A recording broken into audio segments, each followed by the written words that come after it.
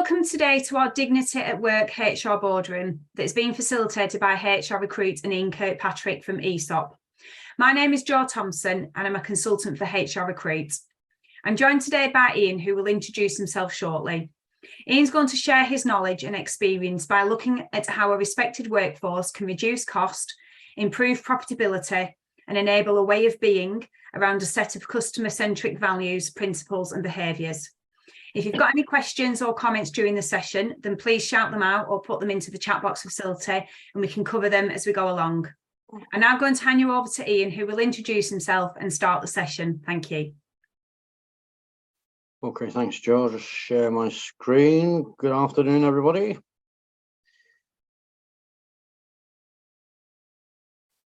All right.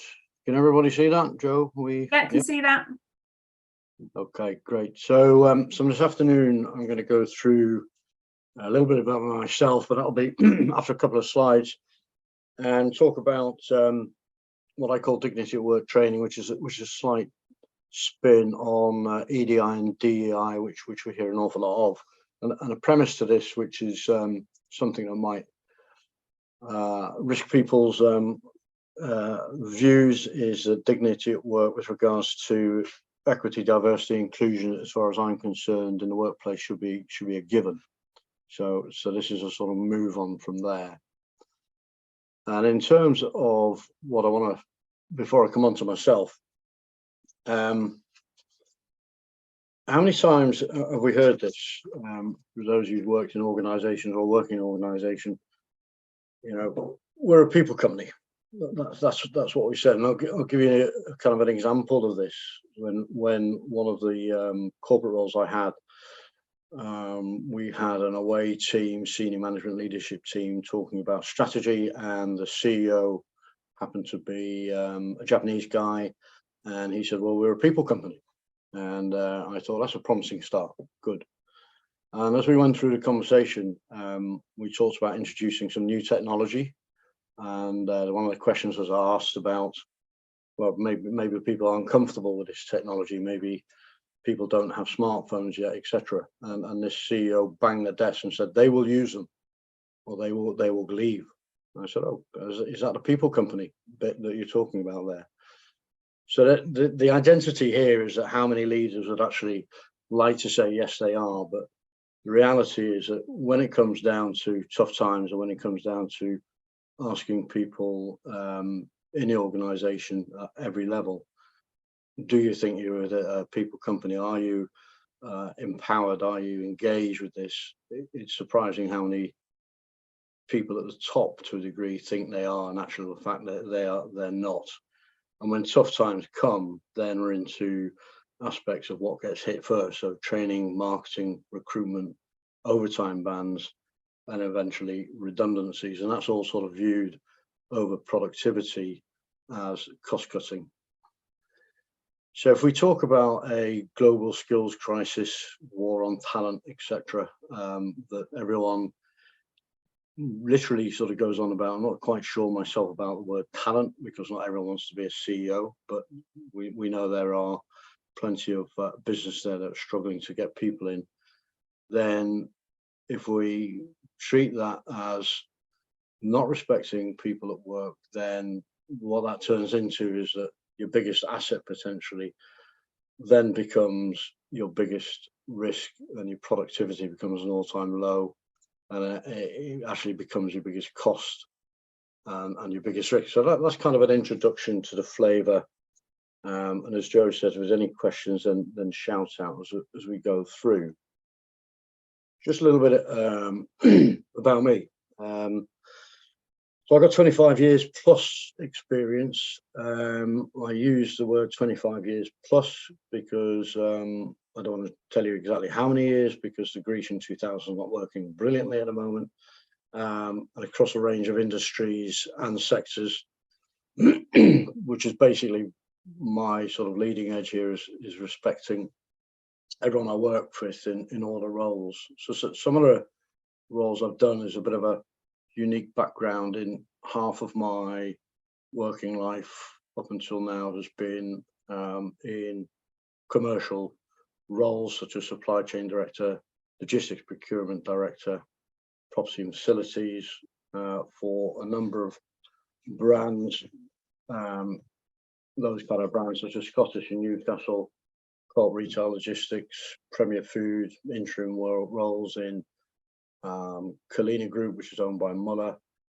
RS Components, and a large Japanese company, which was where I spent most of my time, and took on a cross-functional career step to a load of companies you've never heard of, probably. Stapleton's, ETEL, QuickFit, and Itoshu. Who are they? So this is where I was asked as supply chain director to become group HR director, which I did for the last 15 years up until a couple of years ago.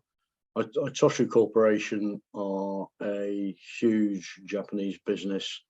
Brands you'll be aware of are people like Del Monte Fruit Juice, Tommy Hilfiger, Mitsubishi vehicles, and QuickFit was one of the biggest ones you'll know in the UK.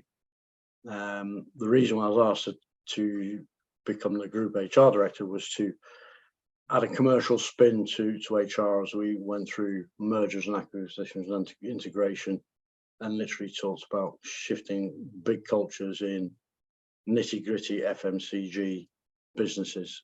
So a bit of a blend there of ops and supply chain director roles before launching into the HR function, and more latterly set up EISOP. What is EISOP? EISOP stands for Excellent Supply Chain Operations and People. That's what my marketing guy came up with. It actually stands for my family, which is Ellie, Ian, Sam, Oliver, and Paula. But I like the marketing bit better, actually. It sounds pretty good. So that's excellent to have someone like that. So just moving on in terms of what this is about. This is an educational sort of training thing. This is the introduction to it. And it talks about why we need dignity at work. There's a lot of money being put into EDI, DEI, and ESG, and that covers a whole sort of area of topical issues that's not new. It's been going on for a long time. Where I think there's a big difference to be had is if we assume that should be a part of a business strategy, then realistically, where is the differential? And the differential is no matter who you are and where you're from, you should be treated with respect, full stop. And I take people through, and I'll have another number of examples here, take people through real examples in my experience in the workplace, not from the press or the news. There's plenty of it about at the moment, but real experiences.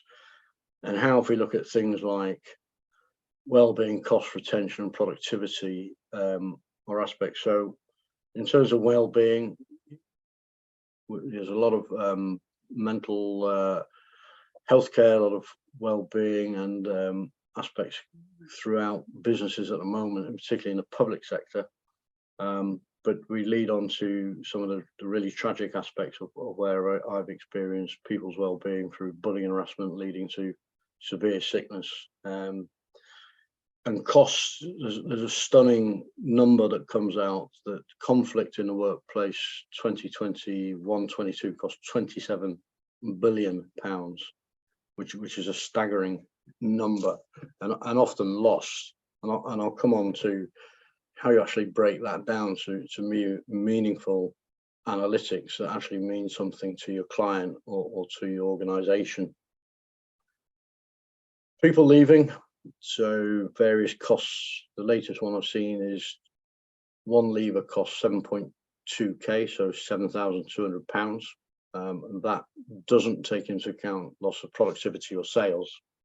That then takes itself up to nearer, would you believe, £30,000. So it's a huge loss just to have one person leave. And it's not really measured from a profitability point of view or a P&L point of view.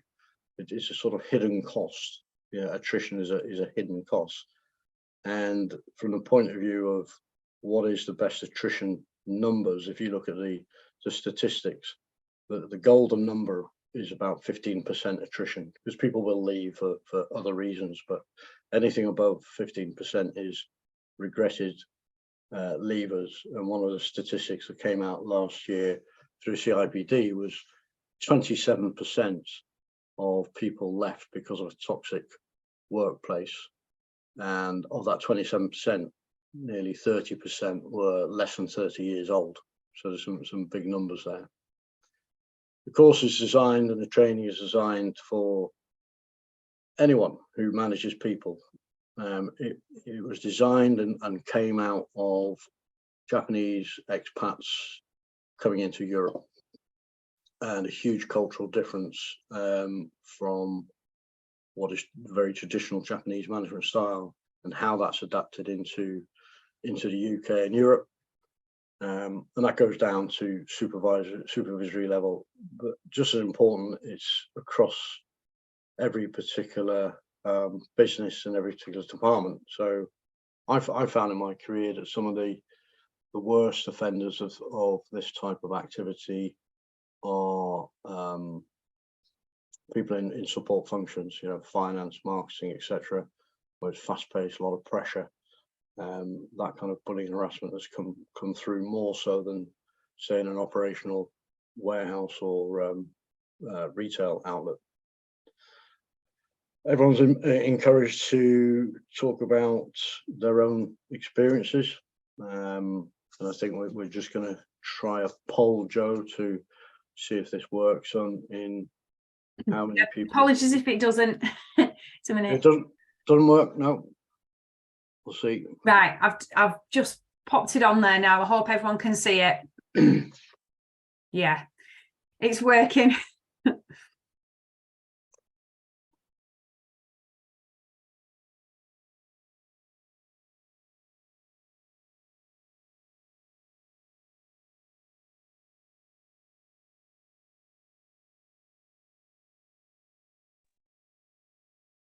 That yes percentage is creeping up. Right, okay, we shall end it there. Can you see that, Ian? I can't. Right, let me just, I'll just end it there. Share results. Can you see that now? So that's pretty convincing that 75% have experienced some form of bullying, harassment and discrimination, and 25% haven't. So not surprising. One of the things that I was talking about yesterday was bullying, in particular. Bullying is wrong no matter what they age. And I was talking at a school at that particular point, where it was a big ticket item. So it doesn't matter how old you are, whether it's bullying or discrimination. So 75%, and that's I don't think that's untypical. The difficulty is particularly in a workforce place, is how to identify that and how to bring that out, and by open and honest from the point of view of respecting people and giving them a voice, then that works well, but it has to be through open and honest feedback and without retribution.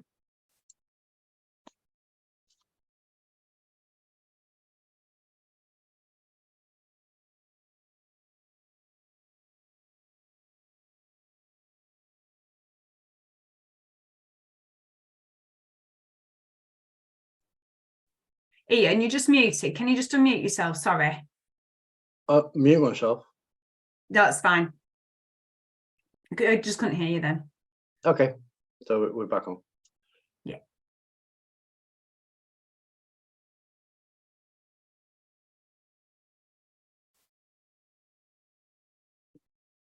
One of the important things that just want to cover off here is why doesn't this happen? Why do dignity at work training? What are the barriers to this? And a couple of items there. There's some statistics from the CIPD, but if I pick out a couple of the buzzwords there, diversity of thought is one thing that people don't have a diversity of thought, and that means that people simply don't think about it. And it is why should it be on their agenda? It's not that important. to treat people with respect and dignity. This is a business, right? And people want to work for us because it's a business. This was something I talked to the managing director a couple of weeks ago. Who was saying, well, why do we need handbooks? Why do we need things like that? You know, people want to work for my business, want to work for my business. And that drives what's called a group think. And a group think, in essence, is where an individual, normally a leader, just thinks that's the way it is around here. And one of the examples that I'll use when I was describing this to my wife. So we both worked for an organisation when we were graduate trainees, so some 25 years ago. And she asked, what does group think mean? So I said, well, you remember the general manager of that particular place? She goes, oh, that guy, yeah. And said his name straight away. 25 years later, she's still got that person and that activity that person had throughout that business. Amazing that she could still think about it 25 years later. So in terms of the accountability side, so the accountability side is a growing issue in terms of the tough conversations that people need to have in organizations, and probably aren't equipped to have difficult conversations, and maybe afraid to have difficult conversations with a view of getting it wrong from a HR perspective, and being having grievances put in against them, etc. There's that general lack of sort of education on this subject means, or why can we hold people accountable in terms of performance, etc. So there is that growing conversation on being held accountable. And the isolation element of it is, we talk about celebrating our differences, and how does that actually come across when we're talking about discrimination and harassment? It doesn't have to be, it is about being different, and people viewing that in a way that doesn't respect individuals. And one of the stories that I'll give there is a project called Vanguard, which was a quality project, and it was a combination of Kaizen, 5S, that type of quality thing. And this was in a retail centre. It was in a tyre fitting location. And I went down there to see what all the fuss was about, because everyone was talking how great this was and how productivity improved and people were really happy with it. And I walked in, and the branch manager met me and the project manager, and they talked me through this whole thing. And I said, okay, well, what effect is this having on the customer? Well, we haven't measured that yet. Okay. What about the guys and girls on the shop floor? Well, let's go and have a conversation. So I spotted a young apprentice and said, can I speak to the apprentice? And he said, well, no.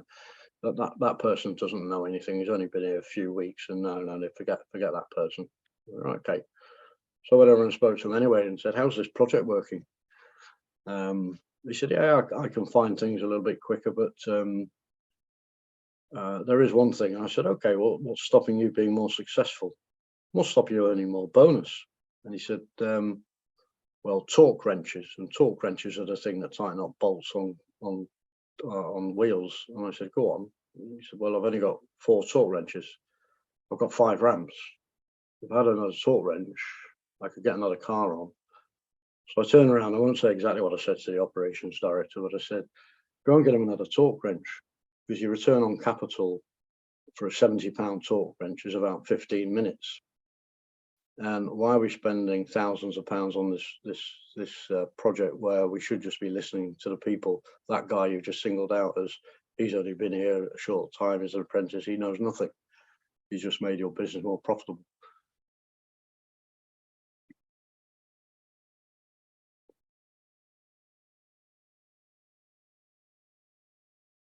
So people don't recognise this as a problem, and the question is why. And the biggest thing is the actual lack of understanding of the Equality Act and protective characteristics. They don't associate that with low morale or low productivity. And one of the questions that I ask people a lot is, you know, how many protective characteristics are there? And people sort of say, well, about 3, isn't there? You know, discrimination on the grounds of race, sex, that kind of thing. So, well, actually, it's 9. And if you start understanding that a bit better and giving examples of where discrimination on the grounds of association, as an example, people, you know, that education starts coming through. And one that's bubbling away in the background, it was scrapped in 2018, and it's going to probably come back, is third-party harassment. So if you've got a supplier providing a goods to a retail store or whatever, and that supplier is then discriminated against, then that is going to be another one that comes under that'll be the 10th one that comes under eventually. It's not added value. Companies will say, and business leaders will say, well, what does it do? You know, it gets into it. Why do I have to bring people off the road from sales? And why do I have to train people on this? Where's the value? It doesn't add anything to my bottom line, which will come on in terms of the cost side of it.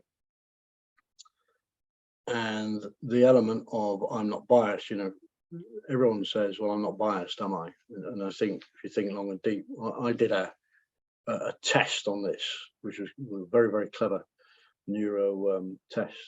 And it turned out I was slightly biased toward Eastern Asians. And that's because I work for a Japanese company. And I said, well, you know, yeah, I work for a Japanese company and I've got a Japanese boss. Yes, I probably am slightly biased because he keeps hitting me with his samurai sword. So I probably am a little bit biased on that. The other ones that you can go on and on about, neurodivergence, Black Lives Matter, that there are so many and so much in the press. You know, it only happens, you know, Ryanair recently, the chief pilot has just been dismissed for sexual harassment. There's a case ongoing at the moment where for sexual harassment of a insurance broker lady in Swiss insurance company, and the number on that is 5.1 million. That's what she's looking for after successfully claiming that she was dismissed or took a constructive dismissal as a result of sexual harassment. And the big one that I've seen is this good guy syndrome. You know, a particular example, I remember many of them, but one of the sales business development managers was at a conference and needed to go to the loo. The toilet was far away, so one of the telesales agents, who was a female, said, well, just use my room. And he came back with a pair of pants, throwing them around and saying, hey, look at this, guys. True story. And the disciplinary manager wanted to dismiss, quite rightly. The MD got hold of me and said, should we be doing this, dismissing this person? I said, why? It was clear we should do dismiss. Well, he's a good guy, he's a top sales guy, you know. Do we really need to be doing this? I said, well, think about the reputation, think about the customer, think about how that, you know, why wouldn't you do that? There was a real conversation that happened.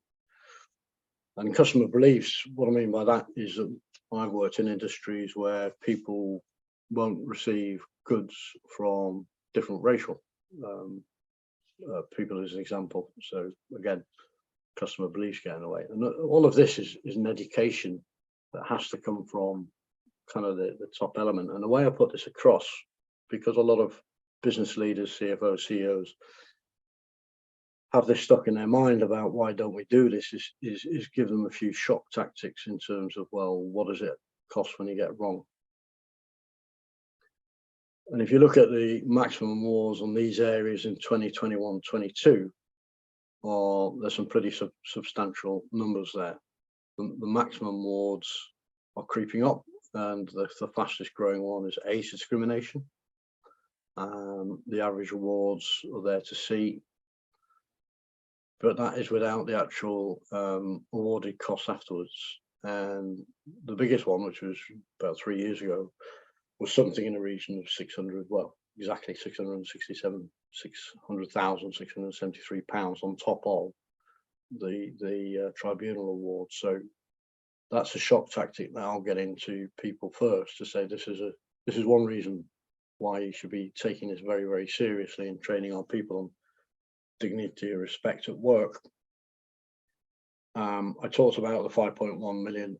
Other ones, the biggest disability claim in recent times was NatWest, 4.7 million, and NHS for race and sex, 4.5 million. So once you start talking about these numbers to business leaders, they start to kind of think a little bit about maybe we should be doing something like this. And that's before we start taking into other costs. So tribunal fees, any of you have been to tribunal, not a nice place to be. But it costs, before you even get there, about £8,000 in lawyer fees. We've talked about the £5,000 to £7,000, and then moving that on to the £25,000, £30,000 loss of productivity per person. And you can't measure brand reputation and damage. When I worked for the Japanese company, one of the businesses that we bought at the time was QuickFit, and the year before, just before we purchased it, it had been on Watchdog. So Anne Robinson got hold of it in terms of rogue trading, in essence. So there was a first challenge from my perspective in terms of how do we change a culture. But we had this this reputational damage, which overnight, when we were measuring it during due diligence overnight, took sales away almost instantaneously, and that was before it got on the Facebook and Instagram, etc. So a business such as that, reputational damage was huge, and it really is difficult to measure, because you can put people off for life in coming back. But then you've got your people side of it, from the Glassdoor elements. Example there of a particular business. I like the pros, nice view out of the window. The cons at the bottom. A bullying culture from management, encouraged by higher management, and that comes back to that group thing in the sales kind of operation of, if you don't sell, and you're out of this business, full stop. And those are examples that I've seen in the past.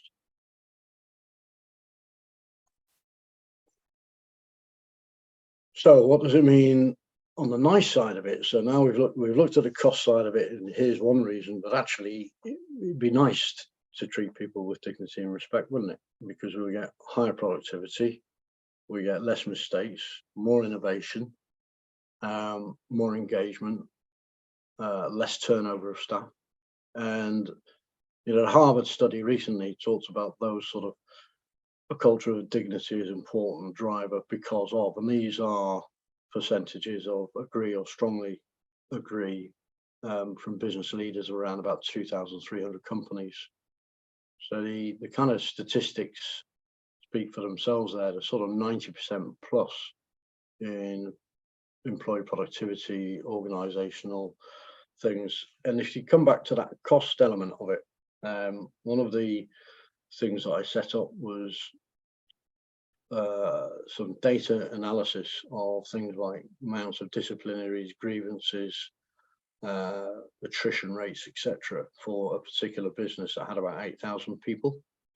And at any one time, there was, when I started that business, around about 100 grievances or disciplinaries per week. Okay. And in terms of attrition, the attrition was running at about 30%. So when I started then to look at the numbers and say, you remember I talked about that conflict number of 28 billion, let's break that down so it actually means something. So each disciplinary and grievance meeting would cost around about £1,000 to £1,200. So if you've got 100 of those going on, and you can reduce that, as I did, by 60%, that's a saving of about £750,000 of management time. It doesn't take into account what the person who's put the grievance in or the disciplinary, how they feel at the outcome. You then look at your tribunals and taking that, this business had 40 tribunals. We've got that down to 1. Again, in terms of costs, that's about £1 million cost saving. We're not going to court, therefore. And in terms of attrition, reduction of attrition by 10% from 30 to 20.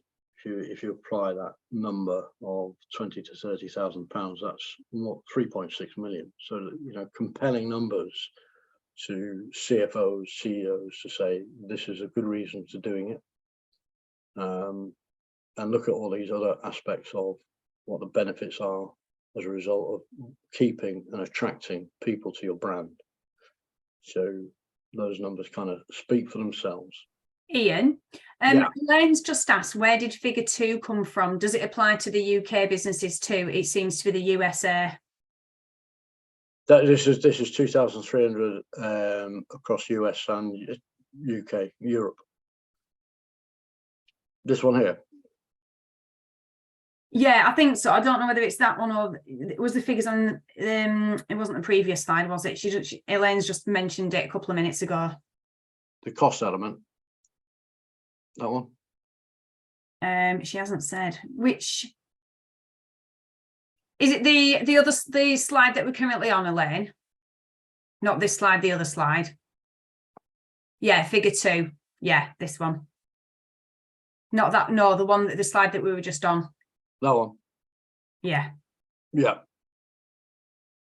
So this is 2,300 global companies. So it's across, not just US. Do you know where the figure came from? Or Harvard. Not? So Harvard. Right. Okay, thank you. Yeah. Sorry, that could have been slightly bigger at the bottom there.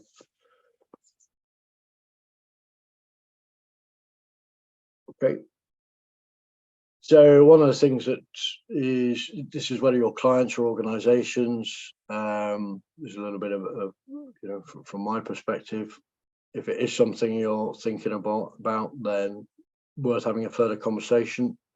I thought I'd put something in there that I did at a CIPD conference that didn't go down particularly well, so I had to explain it, which was, it's not just a HR tick box thingy.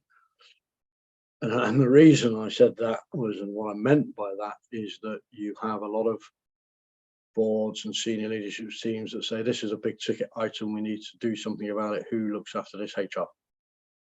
So HR go away and think about this and come up with something that we can report on in our annual reports, such as gender pay and so on and so forth. So it's not driven by HR. It's just saying, you've seen those cups, haven't you, that HR do everything sort of thing.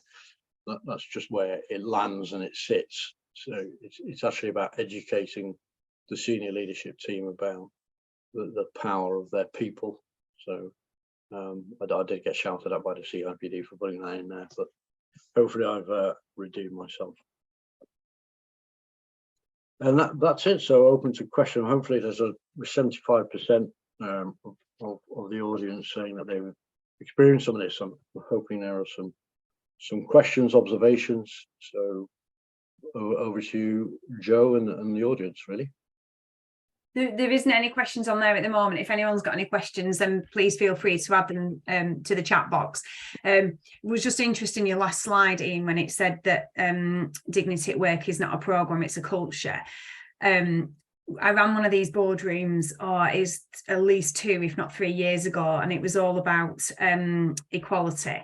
And people were sharing some of the things that they'd done in their organisations, and it stems from something, well, it can seem something small, but it's not. Even when you look at like your websites, you look at recruitment, and the message has to go through every single channel, not just one, otherwise it doesn't get out there, and then it isn't part of the culture. So I think it's a really sort of interesting and widespread topic, really.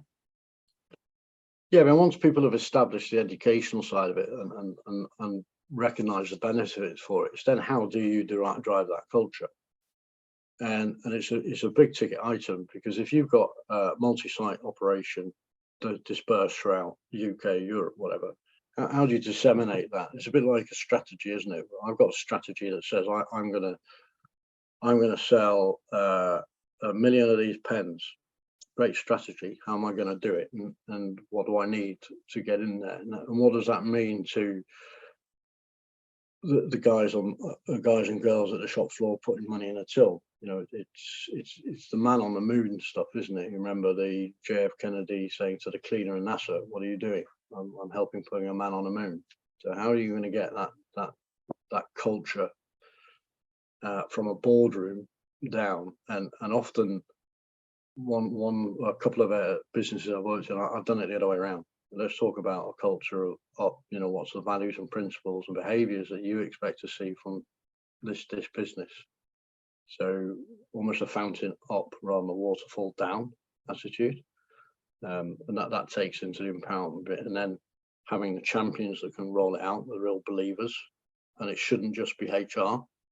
That's one thing that I've banged on long and hard about. This is the ownership of everyone within the business. It's not HR's job.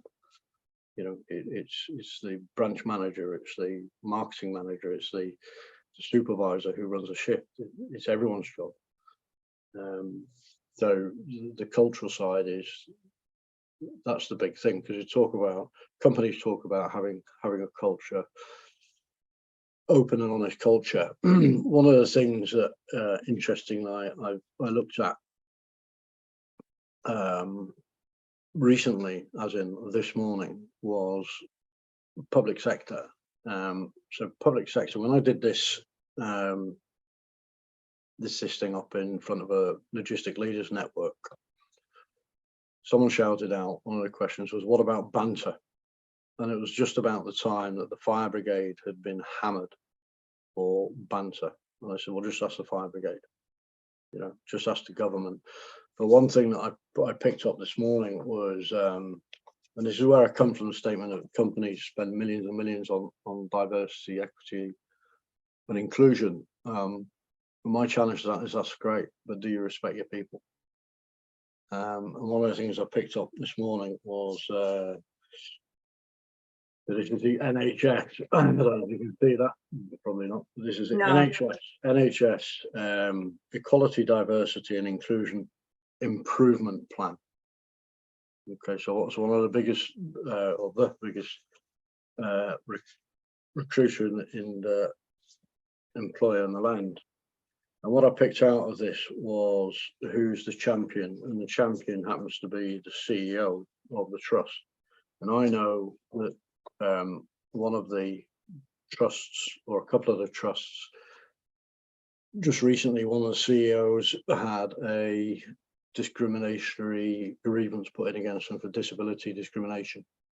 And yet the NHS Equality, Diversity and Inclusion Improvement Plan has the CEO as the champion. So that this is something that people are identifying, and my challenge to that is, it's all well and good having an improvement plan on this, but how does that flow through to the true culture of a business? How does that embed itself in the NHS's term, in the nurses, in the porters, you know, people who really do keep the operation running? Ian, there's a couple of questions. So Elaine's asking, what's the most impactful thing an organisation can do to promote dignity at work? Apart from acting and doing it, I think the most impactful thing is having a senior leadership team, so an MD, CEO, etc., that has a set of values and principles and a way of being. This is the way it is around here. This is how we treat our people. So that's almost like a very simple, something I've done in the past, which is a business way. So this is what we believe in, and this is how we're going to demonstrate it. And the one big thing that makes a difference is you go out there and talk about it. So rather than just having a sort of strap line, it's actually is leaders going out and talking about it and listening to people and communicating and getting the feedback of the individuals.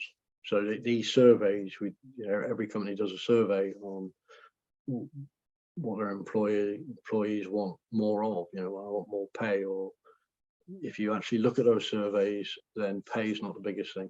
It is about being listened to. It's about being respected. That's great. You've got a survey. What do you do with it? And you know, what I have found is the biggest impact is actually be out there and live and breathe it with the individuals within the organisation. Yeah. Sarah's put, she agrees the focus needs to be on the culture. She'd be interested to hear how you could help educate the organisation once the budget holders have agreed to do the work. Show them the numbers are getting it wrong. So from a HR department point of view, there's a massive data. So if you start applying some numbers to that data and showing the budget holders, this is the cost to your business if it was applied. So one of the things I did was start to put tribunal costs to business units and budget holders, because it was already held central. And of course it was uproar. I said, well, if you get it wrong in your process and you end up in court, then why shouldn't it be against your cost centre? And that can wipe out the profitability of your business, you know, taking one cost centre being one retail store. So if you can pull numbers, and they're happy to talk through how to do that, if you can pull numbers in terms of the type of numbers I talked about on attrition, disciplinary and grievance, and show to the budget holders, this is what it costs you. It doesn't go to your P&L directly, but this is what's costing the business. Yeah. Did that answer that question? Do we think? Well, I think it did. Sarah, did it answer your question? Yeah, thank you. It did. It did. I'm just curious around as much. I think when the budget holders or the senior leaders, like you're saying, Ian, agree to something like this, sometimes where you find those pockets of problems that you're talking about in the earlier slides is how do you really get to change the understanding or change the mindsets of the people whom you're expecting to be part of that culture? It's an education piece. So if you go through the equality, I mean, this is where where my training then goes next. This training goes into the Equality Act. So the first thing is an education that there has to be this sort of assumption that there's an ignorance around what is actually quite a complex piece of law. The Equality Act is very, very difficult to understand sometimes, especially a recent thing that I was asked advice on was transgender and use of toilets. And someone was saying to a transgender male they couldn't use the female toilets, and he said, well, I identify as female. Yeah, well, actually the Equality Act says you're male, so you know, sorry, unless you're transsexual, then it's complexities like that. It's probably a bit of a random example, but firstly start with the fact that you think people are uneducated in it. Find the examples that could be within your own business, or certainly plenty of them online, of the impact of this from what it means, and sometimes get personal with it. You know, I talk about my own personal experiences. Other people will talk about their own experiences. 75% on this poll who've experienced some sort of bullying, harassment, or discrimination, and then bang those numbers up and say this is what it, you know, if you're not going to do it for the reasons of getting empowered people and people who feel good, let's look at this side to begin with, and then you chip away at it when it comes to the benefits of it. Is that all right, Sarah? Yeah, she's put thank you. Yeah, thank you very much, Ian. Okay. Has anyone got any final questions before we close? Any final comments? Is there anything that you want to finish with, Ian? I think from my point of view, if people want to learn a little bit more about it, then Joe, you'll put this out, and by all means, there are my contact details. So get in touch. It's a huge subject. It's something that takes a little bit longer than an hour to go through, obviously. But it's how it's those couple of questions that have just come out. How do you then employ this thinking into the senior leadership team, and then how do you roll it out? And there are some pretty quick wins when it comes to this, because I think it's the thing is we're moving away from the buzzwords and we're moving into actual doing. So by all means, reach out. I'm happy to have a conversation. Okay, thanks, Ian. So we'll send out some correspondence as normal to the people that have signed up for the event, and I'll put a post on LinkedIn. So if you would like a copy of the slides or recording, then please put a comment against the post. Our next event is next Wednesday, the 12th of July at 12:30, and is managing a neurodiverse workforce. A link to sign up for this will be included in the email. We'll also be sending out a feedback survey to everyone that's signed up. So if you've got a couple of minutes to complete it, then your feedback will be much appreciated.